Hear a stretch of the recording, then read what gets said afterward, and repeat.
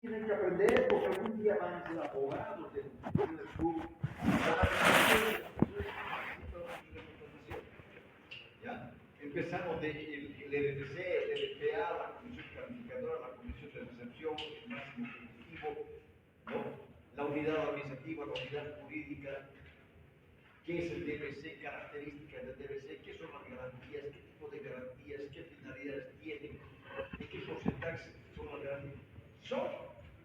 ¿Saben? Podría sacar fácilmente 50 preguntas de un solo tema. Si no saben, por ejemplo, si les voy a decir qué atribuciones tiene el RPC, el responsable de procesos de contratación, y me van a hablar las atribuciones de la unidad administrativa, está mal. Les hago una pregunta y me responden otra cosa que nada tiene que ver con la pregunta. No es así cualquier cosa. Porque las atribuciones por decir, del RPC con las atribuciones de la unidad administrativa son distintas. Pero todos participan en un proceso de contratación. ¿No? Si no saben qué es una garantía, ni qué tipos de garantía o clases de garantía existen, entonces, ¿cómo pueden ustedes asesorar a una entidad pública? ¿No? Si no saben las características que tiene una garantía o qué debería tener una garantía. Entonces, ahora el otro tema que es el tema que está pendiente de avanzar es el tema de administración de personal. ¿Qué incompatibilidades existen? ¿No? ¿Qué prohibiciones existen para ejercer un cargo público? Los subsistemas, cómo se hace un proceso de dotación de personal, quién lleva adelante, cuál es el procedimiento para hacer un proceso de dotación, de una evaluación de desempeño, de una capacitación productiva. Esas cosas, esas cosas les voy a explicar, y esas cosas tienen que saber esas cosas. Porque no solamente materia civil, materia penal, no. Ustedes tienen que saber derecho administrativo y fundamentalmente tienen que saber cómo se tramitan los procedimientos constitucionales, las acciones de defensa, las acciones de inconstitucionalidad, qué características tienen, cómo se tramita, qué puede pedir legitimación activa, pasiva, todas esas cosas. Y eso, si no le dan importancia, el valor que tienen esas materias. El derecho administrativo es fundamental para la formación de un abogado. Y yo no le estoy hablando del derecho administrativo de los años 60, de los años 70, de los años 80, no. Eso que a mí me han enseñado, nada. ¿Por qué? Porque el derecho administrativo ha cambiado. Porque ahora lo que más se le consulta al abogado son estos temitas que les estoy dando. ¿Por qué? Porque sé que tienen que saber. Porque si no, ¿qué van a hacer ustedes? ¿Cómo pueden ir a trabajar en una entidad pública si no tienen ni idea? Si no le dan la importancia del caso, si no asisten a clases, no preguntan. ¿Preguntas? ¿Tienen algo que preguntar? Pregúntenme, les estoy rogando para que me pregunten. Y se quedan callados. Y yo no sé si me estoy entendiendo o no, quizás tenga que explicar de distinta manera, quizás tendría que explicarles con algunos casos. Buenas tardes. ¿Cómo están? Con algunos casos, no sé. Pero si ni me preguntan, se quedan callados. Los ustedes están muy mal. Les digo con toda sinceridad y con mucho aprecio. Están muy malos.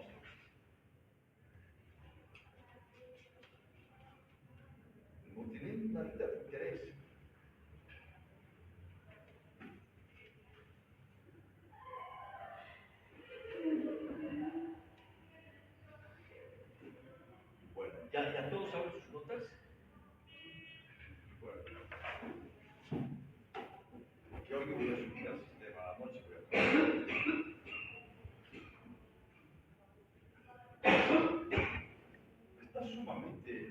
diablo. Yo creo que tienes que hacerte hinchar. Creo que es la única solución. Buenas tardes, doctor. Desde la anterior clase.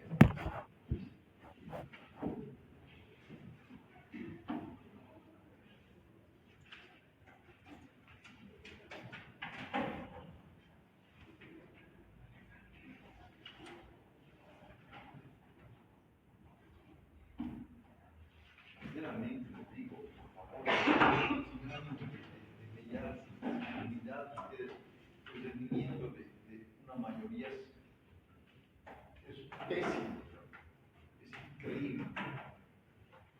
¿Cómo es posible que si les estoy tomando examen prácticamente de un tema y que les dije que ese tema que se tomó el examen tienen que saber, porque eso, cuando sean abogados, eso les van a consultar y ustedes tienen que dar un informe legal por escrito. Y si dan un mal asesoramiento, van a ser responsables.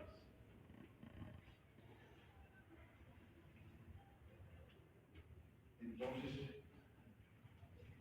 y yo les estoy diciendo, ¿por qué? Porque yo he trabajado 9 años y 8 meses fiscalizando a todas las entidades públicas, hasta ministerios, porque yo iba hasta La Paz a hacer informes, a Santa Cruz también me llevaba para hacer informes legales, casi 10 años fiscalizando a todas las entidades públicas, trabajando con abogados, dándoles capacitación especial a los abogados. Estaba al otro lado, me han fiscalizado, ya no fiscalizaba, sino que a mí me fiscalizaban 10 años en el organismo electoral. Y cuando tenía que hacer procesos de contratación de bienes, obras, servicios, todo eso, no tenía muchos problemas. Pese a que tenía gente profesional, el director administrativo, un economista, tenía una unidad jurídica, todo, que no sabía, yo tenía que, teníamos que contratar bienes, obras y servicios, por ejemplo, desde procesar a un oficial del registro civil por alguna inconducta, una falta, una contravención, o quizá un delito que hayan cometido, todo eso. Entonces, esto que les estoy explicando, o les estoy, no sé, avanzando, no sé si los otros docentes les explicarán así, no sé, pero pasa por mi propia experiencia y mi paso por todas estas dos instituciones, seguido 20 años de mi vida en eso, he tenido que aprender, pues, he tenido que valorar la importancia que tienen estos temas.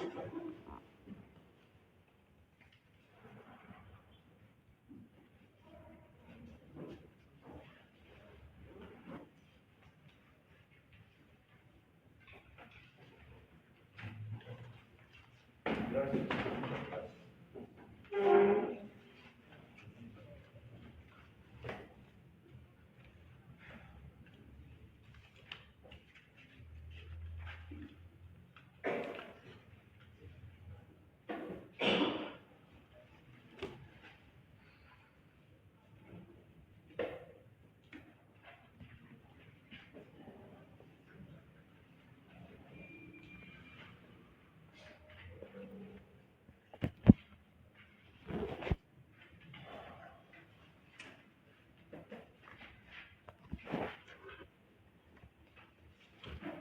Ya, estamos en este tema, alguien puede decir dónde hemos quedado. Tema 7. ¿Qué? Tema 7. Ya hemos acabado el tema 7, ¿no? No, doctor, estoy interesada. Ya. La Pensé que ya descentralización. habíamos acabado, pero bueno.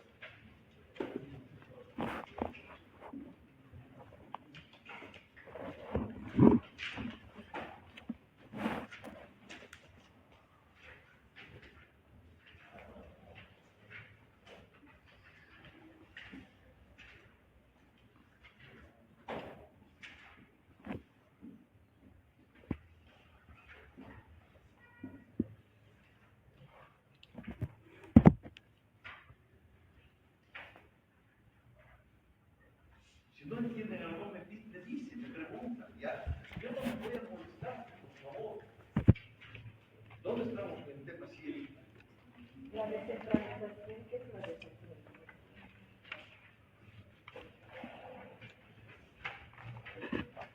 Ya hemos visto los niveles jerárquicos, ¿no? Sí. Ya.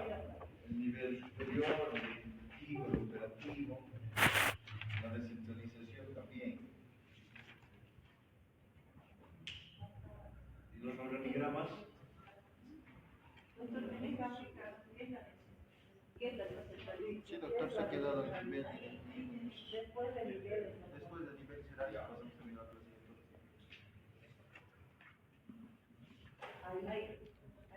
Ahí hemos quedado. Sí, A ver, les voy a simplemente recordar que estamos viendo los aspectos generales, ¿no? ¿Cómo están? Los aspectos generales de lo que es una organización.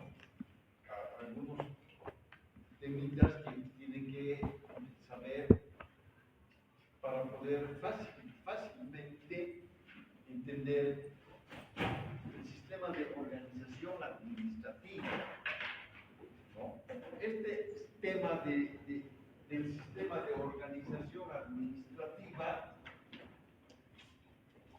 mucho más que antes, tiene ahora en esta coyuntura actual que vivimos, tiene su importancia, ¿no? Porque se supone, se sobreentiende que va a haber un cambio de gobierno. Después de 20 y tantos años, va a haber un nuevo gobierno en el país. No sé cuál de estos dos señores será, lo de menos. Bueno, no necesitan lo de menos, ¿no? Pero de que va a haber un cambio, sí va a haber un cambio. Hay la necesidad imperiosa de que nuestro país cambie y tome un nuevo rumbo y que no sigamos con esa política de administrar al Estado. Cuando hablamos del Estado, hablamos de los 4 órganos de poder y el órgano ejecutivo principalmente, así de forma tan empírica, tan rudimentaria, sin tomar en cuenta las normas que enseñan cómo se va a administrar una entidad, cómo se va a dar una estructura a una entidad, cómo se debe conformar una entidad, cuántos niveles jerárquicos, qué dependencia jerárquica tiene que haber. Tiene una entidad, si quiere ser eficiente, contar con la cantidad mínima o exacta de funcionarios públicos y no como ocurre ahora que hay una cantidad que ni siquiera se generan recursos para cubrir los salarios de los trabajadores, de los servidores públicos. Se ha desorganizado de tal manera al Estado y a las entidades públicas que todo se tiene que volver a rever y todo se tiene que volver a organizar y son situaciones y momentos sumamente críticos que vamos a vivir porque nosotros también nos vamos a ver afectados con los cambios, si quieren hacerse verdaderos cambios, con los cambios que se tienen que hacer en este país. Ya no podemos seguir como hemos estado hasta ahora. Y ahí están las consecuencias. Ya no puede haber personas, servidores públicos, mucho más si son jerárquicos, improvisados, semi-analfabetos, que han tenido, ¿no? ¿Qué sé yo? La irresponsabilidad de asumir un cargo jerárquico sin saber ni tener idea de lo que es ese cargo jerárquico, qué es lo que se esperaba de ese cargo jerárquico. Es como si a mí me quisieran designar ministro de obras públicas, ¿no? O qué sé yo, inclusive hemos tenido ministros que ni siquiera han cursado el colegio, han terminado. Se necesita nomás conocimiento técnico, capacidad técnica, para lo que uno tiene que asumir el cargo que uno tiene que asumir, las responsabilidades que tiene ese cargo.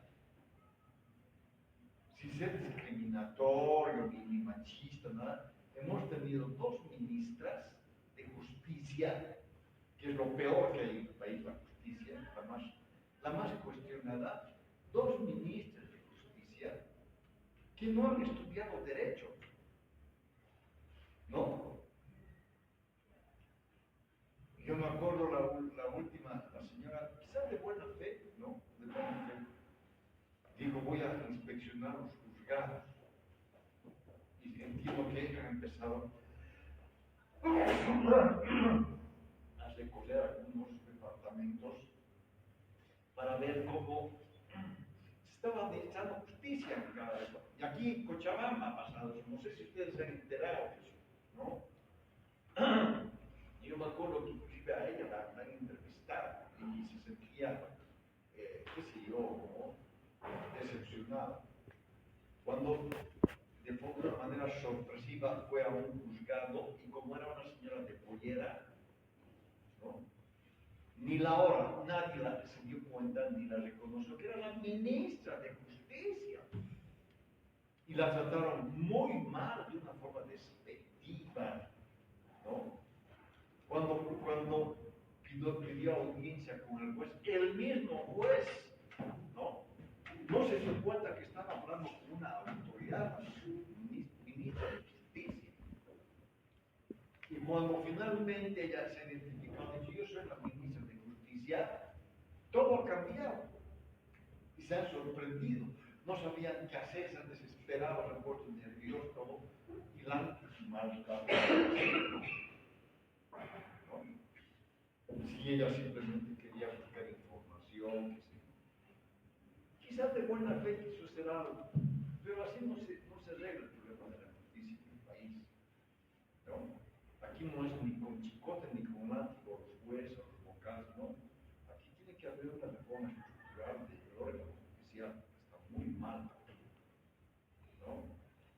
Entonces, por eso pues ahí estamos como estamos. Entonces, este tema simplemente nos da parámetros técnico-legales que tienen que aplicarse para estructurar las entidades públicas, ¿no? Y vamos a vivir un proceso, creo, ojalá, un proceso serio de reestructuración de las entidades públicas. ¿Por qué? Porque van a desaparecer ministerios, cuando desaparezcan algunos ministerios van a desaparecer los viceministerios, las secretarías nacionales, las secretarías departamentales, quizás se van a funcionar 2 o 3 ministerios, todo va a cambiar, todo tiene que cambiar, no es que va a cambiar, tendría que cambiar. Sí. Doctor, ¿usted está de acuerdo con que desaparezca la mano? Porque las dos propuestas. Sí, miren, yo creo que tiene que haber una entidad que ejerza efectivamente un control, ¿no?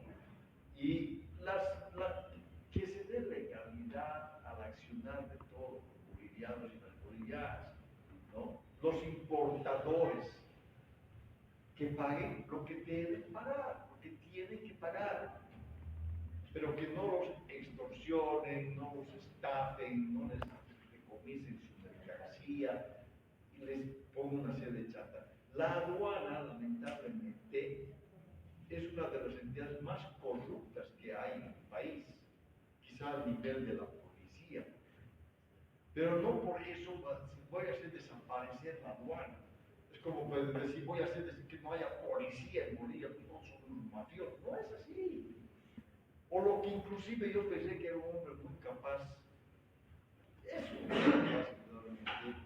Lo que afirmó, por ejemplo, Doria Medina, cuando dijo, voy a eliminar el Tribunal Constitucional.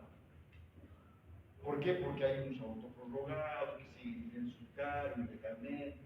¿Cómo va a plantear eso si más bien todo el mundo lo que quiere es fortalecer su Tribunal Constitucional o sus salas constitucionales? Porque es la garantía para que se pueda aplicar un Estado de Derecho y eso es el concepto que tiene que haber en todo el mundo.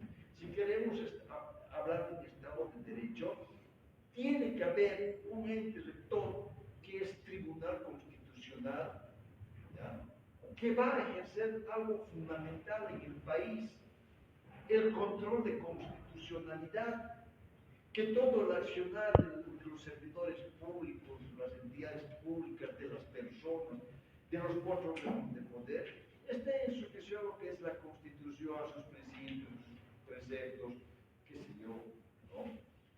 Y que ejerzan un control de constitucionalidad, porque si no sería un caos.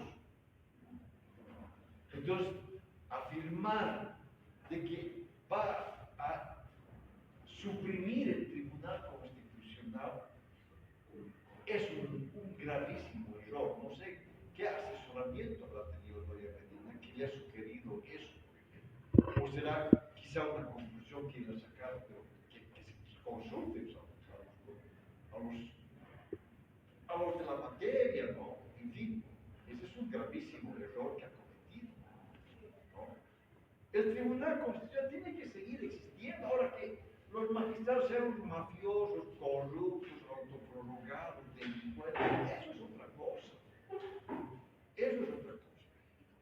O sea, la institucionalidad, y a esto también se refiere el tema, ¿no? La institucionalidad que debe haber en el país, la preservación de la estructura básica que tiene el país, sí, se tiene que respetar.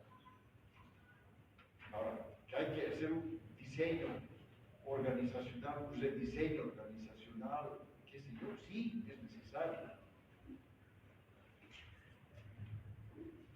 Pero ¿cómo vamos a hacer un diseño o rediseño organizacional si no hemos hecho un análisis organizacional? No hemos hecho un análisis de las entidades, de una entidad pública, cuáles son sus fortalezas, cuáles son sus falencias, cuáles son sus debilidades, etcétera, etcétera. ¿No? Y no se entiende. En este momento, en la Facultad de Derecho, yo sé que hay muy buenas intenciones, buena fe, etcétera. Se está intentando hacer, ¿no es cierto?, la actualización, si quieren ustedes, ¿no?, del diseño curricular. Se está trabajando con el diseño curricular.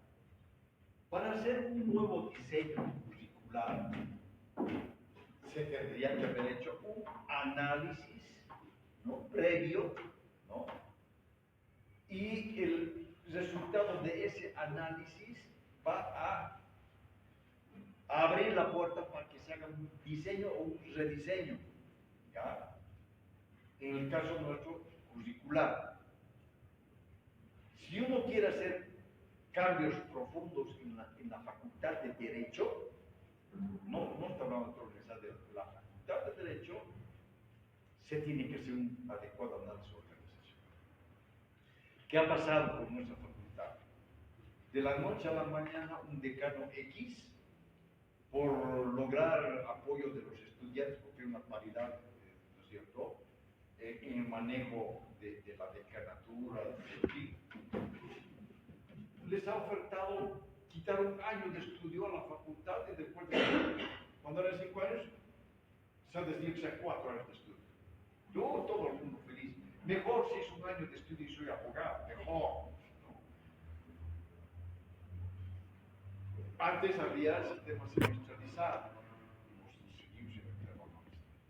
Entonces, hay que hacer un análisis organizacional profundo para que técnicamente logremos resultados. Es decir, vale la pena reponer ese año más de estudio, porque en ese año más de estudio los estudiantes, ¿no?, lograban, como están en otras facultades, en otras universidades, lograban elaborar su tesis, y no solo elaborar, sino prácticamente defender su tesis de grado. Ahora no hay ni siquiera tesis de grado, no hay cero de investigación en ese sentido. ¿Valdrá la pena reponer ese año más de estudio? A ustedes no les va a afectar, porque ustedes ya han entrado con 4 años con una, ¿no?, con sé yo, ¿no? ¿Cómo se llama? Pues, un pensum, un plan de estudios, ¿no? Y con eso van a ingresar, yo digo a los nuevos, ¿no? Entonces, volviendo a nuestro tema, este tema, aunque no crean ustedes, es importante y ahora, más que antes, va a tomar verdadera importancia todos esos parámetros técnicos y legales que enseñan no el derecho administrativo propiamente, sino la ciencia de la administración. Y que, como les dije desde el primer día de clase, el derecho administrativo, ¿no?, emerge, se desgaja de la ciencia de la administración. La ciencia de la administración es la madre del derecho administrativo. Tiene que aplicar esas técnicas, esos procesos, esos procedimientos, ¿no?, que están todos así. No hay nada extraordinario ni nada que sea de otro planeta, no. Es aplicar lo que dicen nuestras normativas, ¿no? Nos dicen que van a cambiar todo, que van a cambiar todas las leyes, que quizás no es necesario que se cambien todas las leyes. O tal vez sí, por lo menos reformar, que sea parcialmente, no sé. Hay tantos desafíos por delante. Y tiene que ser gente capaz, gente, ¿no?, que tenga claro lo que piensa hacer en el país. Y no podemos seguir con improvisaciones, con esa mentalidad de que así era, así nomás que sea, así nomás que siga. No, eso ya no funciona. Ya no podemos darnos el lujo de equivocarnos en elegir a nuestro presidente, porque al final el presidente es el presidente. Nosotros en Bolivia tenemos un sistema presidencial. No será tan rígido como el sistema presidencial que tiene Estados Unidos, ¿no? Porque lo que dice el presidente de Estados Unidos se cumple, así está equivocado. Es un respeto único. Pero tenemos un sistema presidencial, ¿no?, inclusive puede estar por encima de la misma asamblea, como últimamente, ¿no?, porque hemos vivido durante tantos años. Entonces,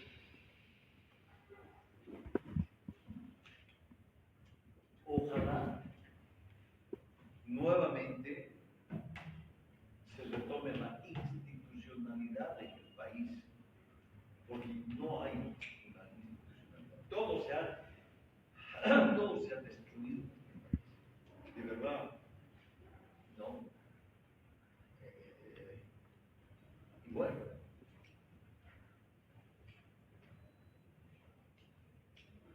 ya muy pronto vamos a saber qué va a pasar con nuestra parte. Probablemente, así como están las cosas, con esa asamblea legislativa de gente que es injusta. ¿Cómo es posible, por ejemplo, y eso no observa el organismo electoral? ¿Cómo es posible, por ejemplo, que él sea diputado por el Partido Demócrata Cristiano a la cabeza ahora, coyunturalmente, ¿no?, de Rodrigo Paz, y que en el padrón de militantes que tiene el organismo electoral tenga la militancia del MAS, que sea del MAS? ¿Cómo puede un militante del MAS ser diputado o senador de otro partido? No se puede. Claro, es un transfugio. Hay cualquier cantidad de diputados y senadores electos que van a ser nuestros diputados y senadores que son de otros partidos políticos y no son del Partido Demócrata. Lo mismo ocurre con el partido del Punto. Está pidiendo votos. ¿Qué? La gente de más está pidiendo votos.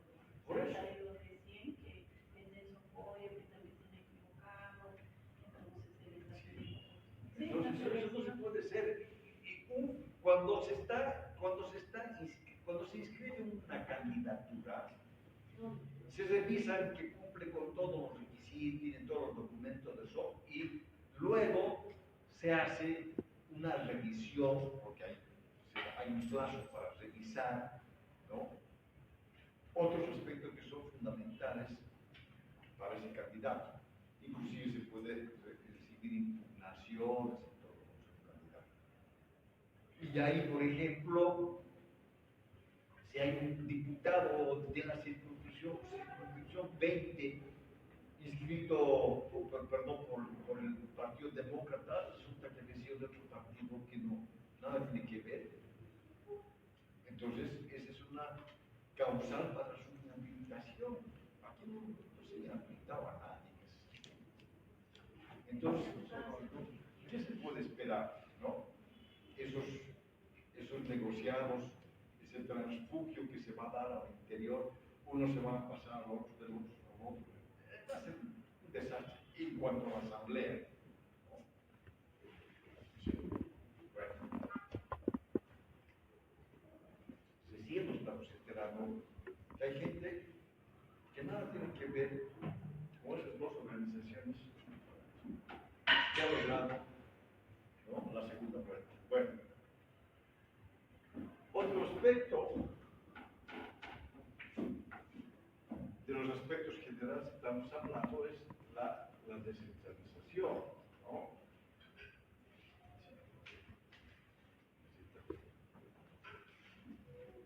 Y ya habíamos hablado también de lo que es la descentralización.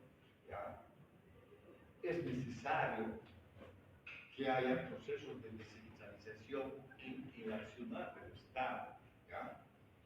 Y la descentralización de la autoridad en la organización es el grado, dice la teoría, en que la autoridad ha sido transmitida de los niveles superiores a los niveles inferiores de la organización. ¿Ya? Es decir, por decir, impuestos nacionales.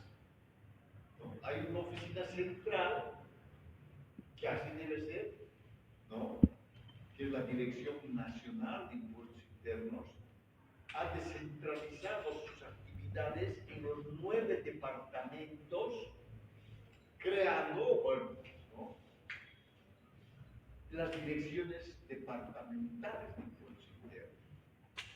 Y estas direcciones departamentales realizan todas sus actividades en absoluta concordancia con la Dirección Nacional. La Dirección Nacional da las directrices, la Dirección Nacional es la que les aprueba sus presupuestos a cada dirección departamental, les aprueba sus COAs, todo.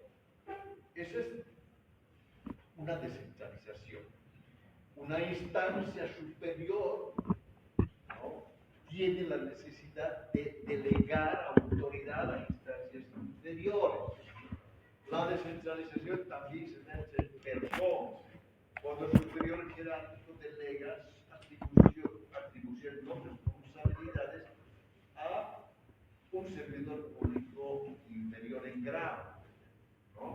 Entonces, la descentralización administrativa es la acción por la cual el gobierno central realiza una transferencia de poderes a otras unidades administrativas para que éstas puedan tomar decisiones.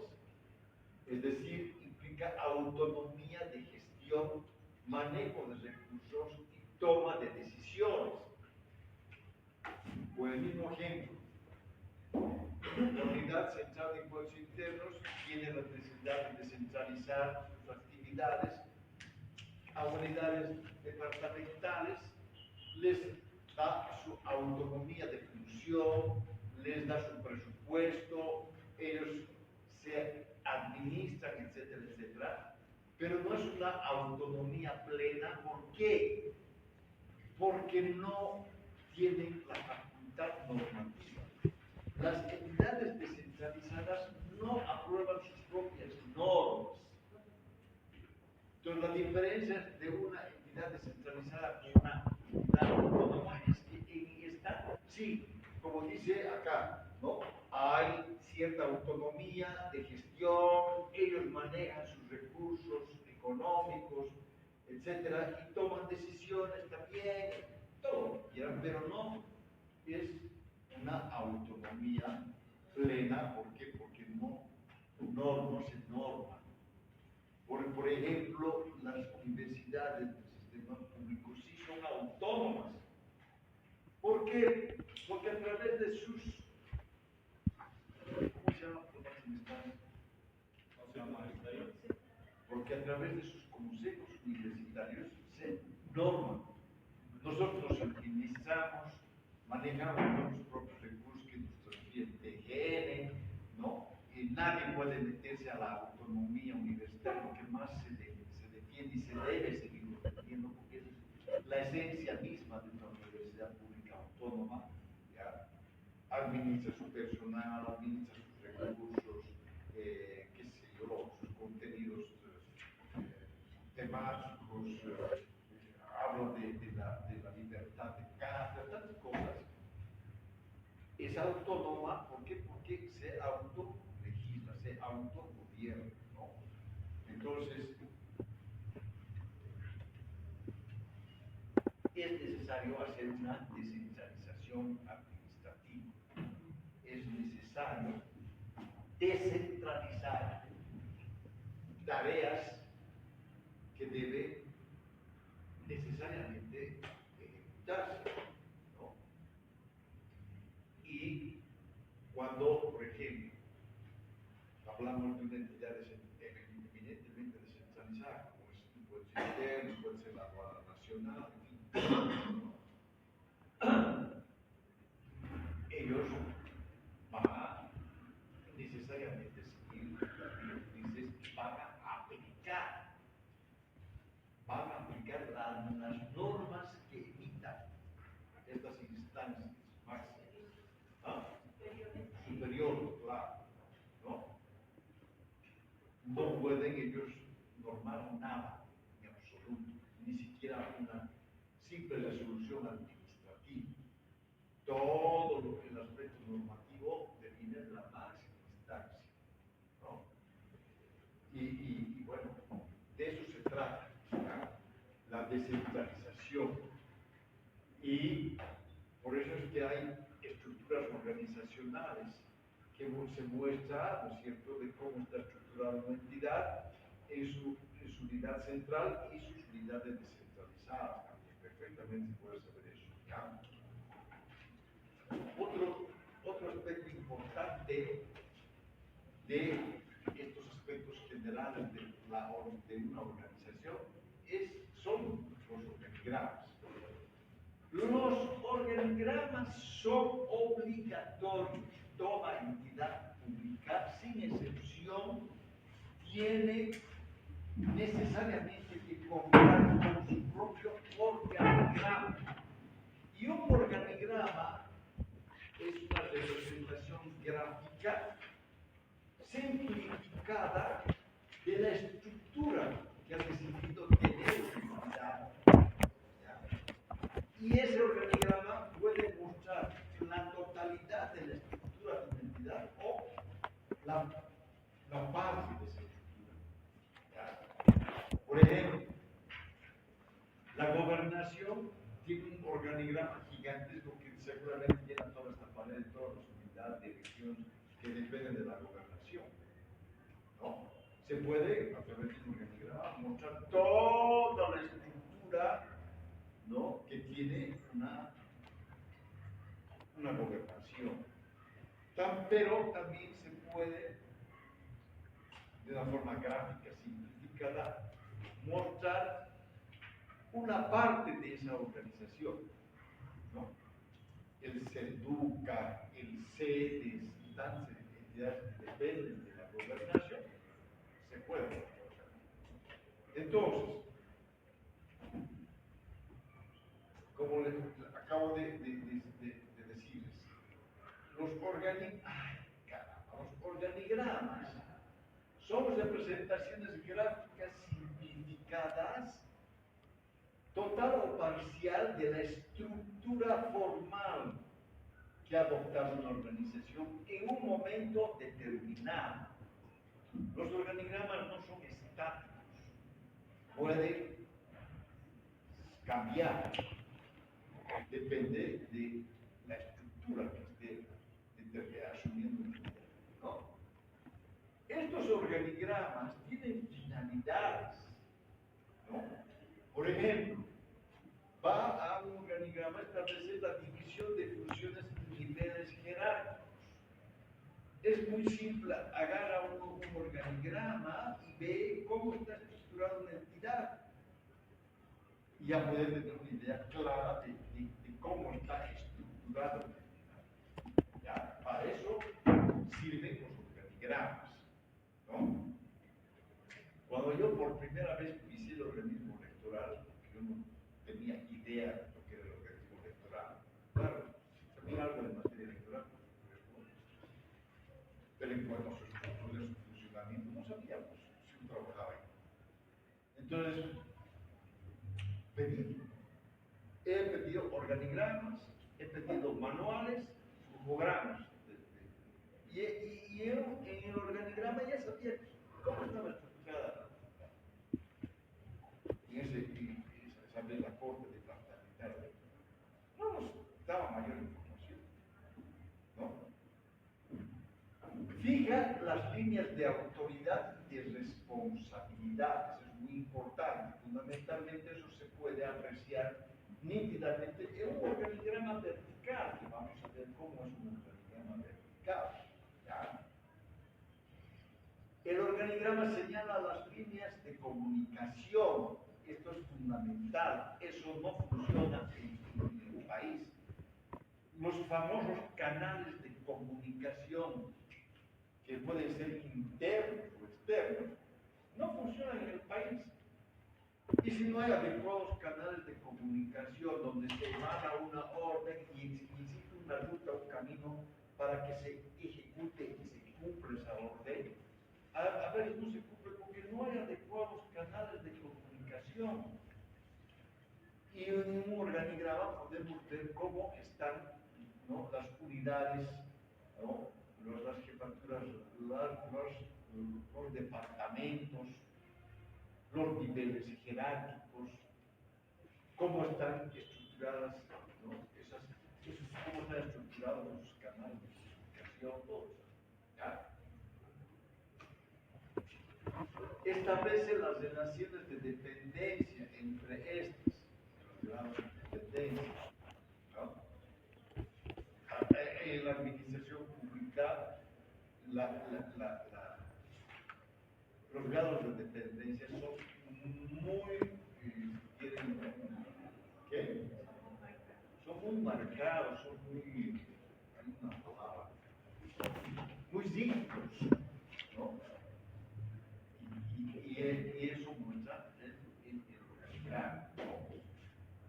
Bueno, entonces, hay ciertos requisitos técnicos para elaborar organigramas, ¿no? Que lo recomendable es que sean los mismos miembros de una organización que elaboren sus propios organigramas y no pedir a un externo que venga y que nos haga un organigrama, ¿no? Porque no conoce la entidad.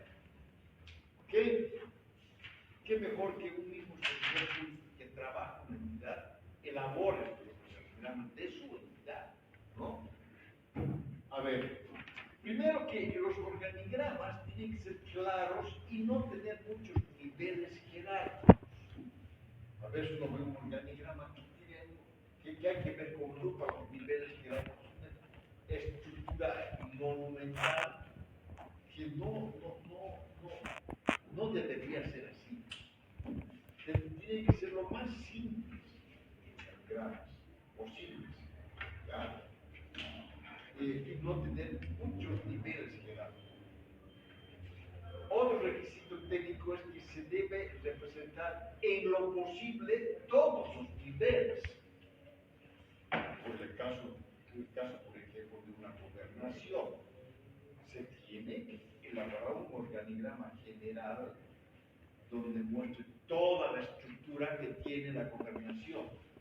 ¿Ya? Pero a veces no es posible, por eso digo aquí, en lo posible todos los niveles. ¿Ya? debe contener nombres de unidades y no de puestos, claro, ¿no? No puede ser ni siquiera peor aún llevar nombres de personas, ¿no? Simplemente las unidades, ¿no? Debe ser simple para una mejor interpretación que acabo de mencionar, lo más simple posible, ¿ya? Deben utilizarse cuadros de distintos tamaños para diferenciar los niveles jerárquicos. Se supone que los niveles superiores van a estar en un cuadro, un rectángulo más grande y así sucesivamente, ¿no? Hay técnicas, ya. Hay técnicas para elaborar los organigramas. Pero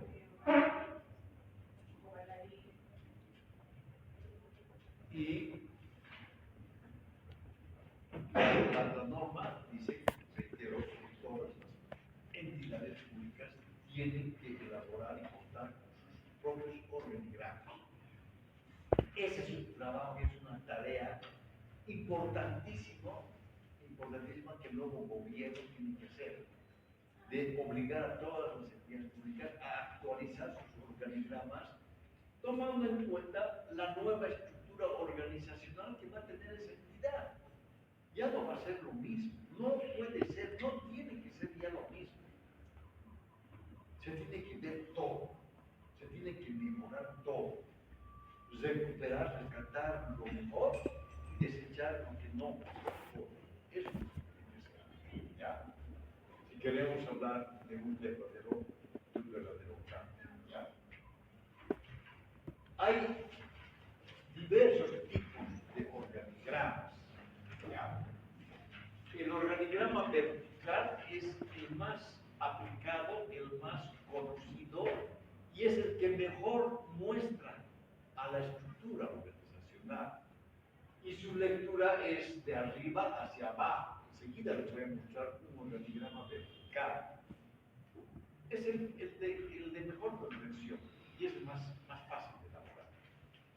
Luego hay el organigrama horizontal, que en vez de leer de arriba para abajo, se lee de izquierda a derecha. En el lado izquierdo están los cargos más jerárquicos y así sucesivamente se va estructurando. Y está el organigrama circular. El organigrama circular, su lectura, lo que hace es, ¿no?, seguir los círculos de adentro hacia afuera. Las máximas instancias están dentro de un círculo interior y se van conformando así. Este organigrama circular es el menos recomendable, pero es el más vistoso, el más bonito. ¿Ya? Yo me acuerdo que cuando nosotros éramos psicoprofesionales, hicimos un trabajo de consultoría en el organismo electoral, cuando hicimos la estructura organizacional que debería tener el Tribunal Supremo Electoral y los tribunales departamentales, que ni siquiera tomaban en cuenta ese trabajo técnico que les dejamos, que nos pagaron para eso, ¿no? Porque más que no aspectos políticos se partieron las direcciones, entre los vocales, pues también había un vocal que estaba en representación de los pueblos indígenas originarios y tenía una obsesión de que elaboremos la estructura del Tribunal Supremo como organigrama circular. Y le dije, no es recomendable, no se va a poder mostrar toda la estructura del Tribunal Supremo en un organigrama circular. Y él decía, no, yo quiero que sea circular siempre. ¿Pero por qué? Porque se ve más bonito, unos redonditos, unos colorcitos, diferentes colores. Esa era la mentalidad que tenía el señor. ¿Ya? Y se obstinó y persistió hasta que finalmente le hicieron entender que no moleste, chavo, que se haga nomás un organigrama vertical. Bueno, este es un organigrama vertical, de arriba a abajo. Esta es una, qué sé yo, cualquier entidad público-privada, quiera, pero ahí está. Aquí está la máxima instancia, aquí están las direcciones pertinentes, ¿no? Esta es una empresa productiva, las jefaturas de área, qué sé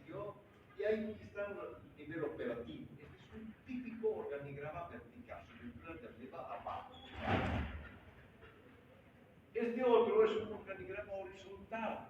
Su lectura es de izquierda a derecha.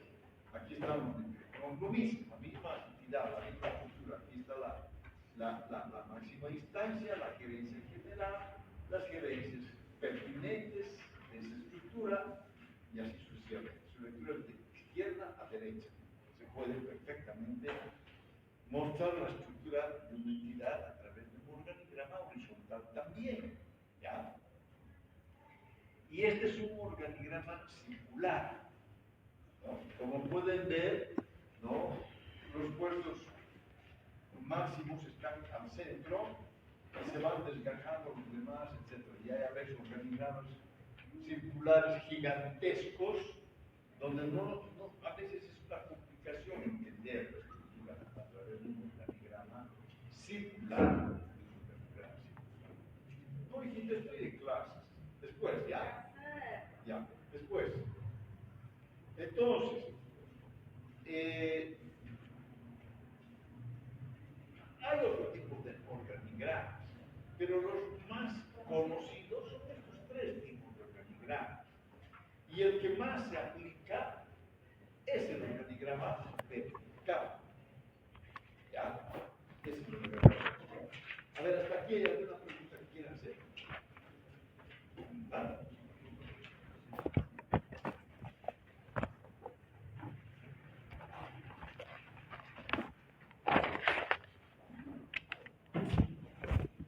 Yo una vez cometí el error de pedirles a mis estudiantes que vayan a las instituciones públicas y que pidan organigramas y manuales, ¿no?, que utilizan. Que para qué, que por qué, y quién les ha dicho que traigan, que saquen esa información, ¿no? Y no sé qué tal, y les han hecho un problema y no les han querido entregar esa información. No. En algunas entidades, más se ve en las entidades privadas, ¿no? Al ingreso nomás, están ahí sus organigramas, ¿no? Sí, claro. Si no hay nada que ocultar, ¿no? No hay nada. La facultad, por ejemplo, tiene su propio organigrama, ¿no? Ha habido un trabajo interesante, ya me han dicho que en 2 meses ha habido ese trabajo, imagínense, de investigación casi exclusiva. No sé si alguna vez ustedes han visto abajo el organigrama del órgano judicial, ¿no? Que ahora ya nada que ver, lo que son desactualizados. Un bonito trabajo que han hecho los chicos, no sé de qué materia. Pero interesante porque no se entiende cómo está estructurado, ¿no?, el Tribunal Departamental de Justicia.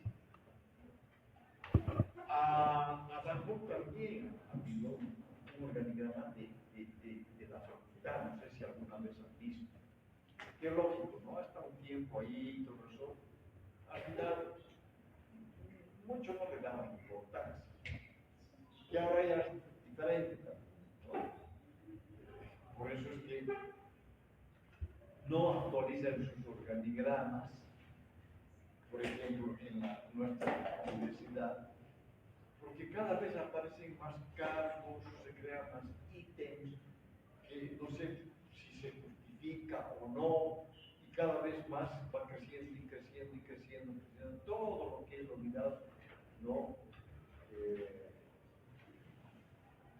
administrativa de la universidad. De todas las actividades, Sí. que son los favores también que le den públicamente. Sí. Porque la secretaría tiene su responsabilidad y la auxiliar. Sí. Bueno.